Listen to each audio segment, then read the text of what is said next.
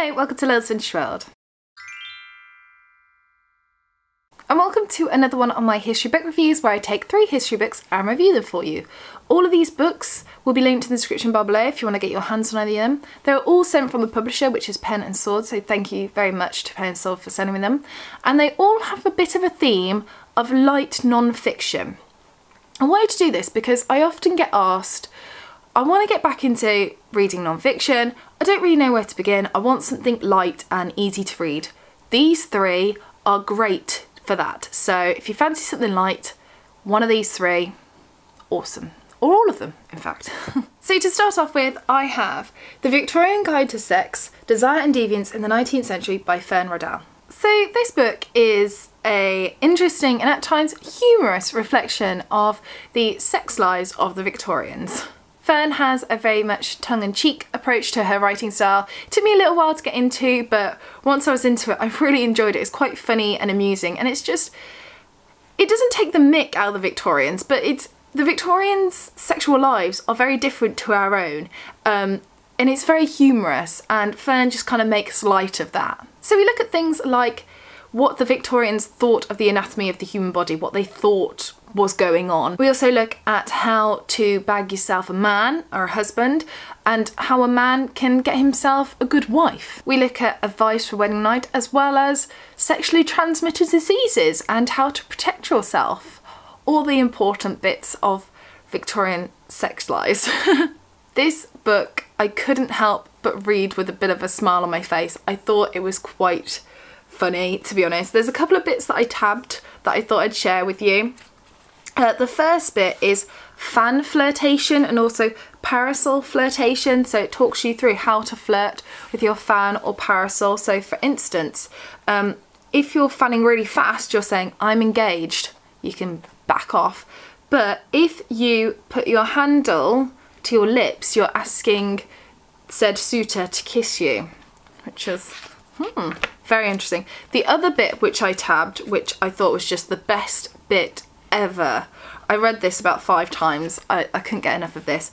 This is how to choose a wife by the shape of her legs. So, for instance, heavy legs and flat shoes are signifiers of a most coarse nature. Avoid this as you would the pox. I thought it was brilliant, and there's also pictures to go with it. How fantastic.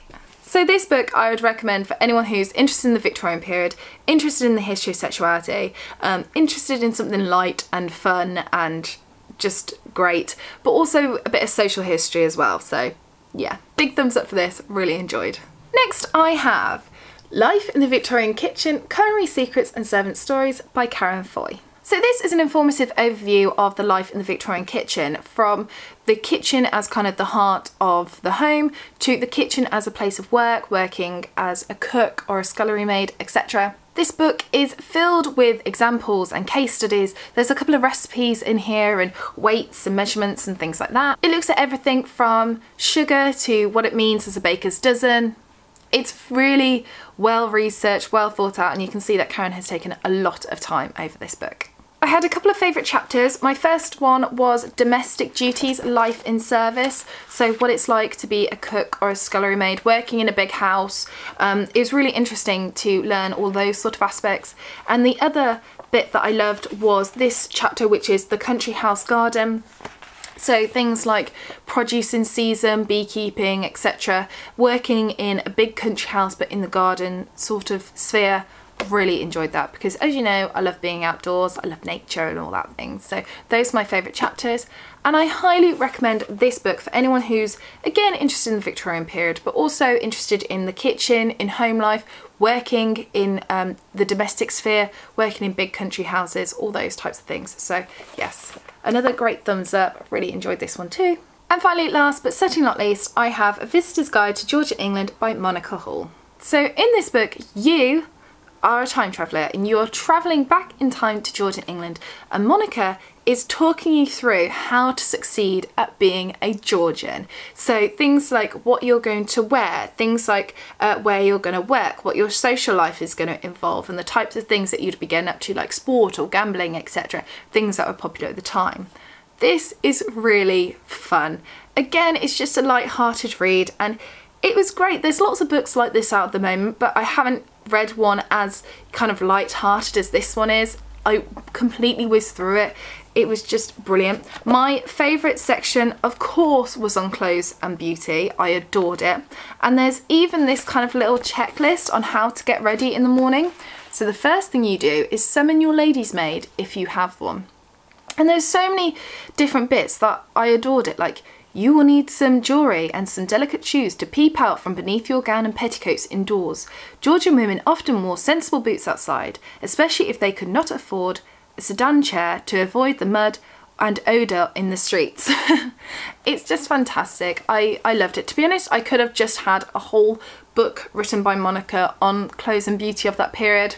It was great. Loved it. So that's it for my 3 very much light-hearted book reviews for some more non-fiction. If any of these 3 books have taken your fancy, you can go and check out the description bar below because they are all linked there for you. So in the comment section, let's have a chat. Do any of these 3 books take your fancy?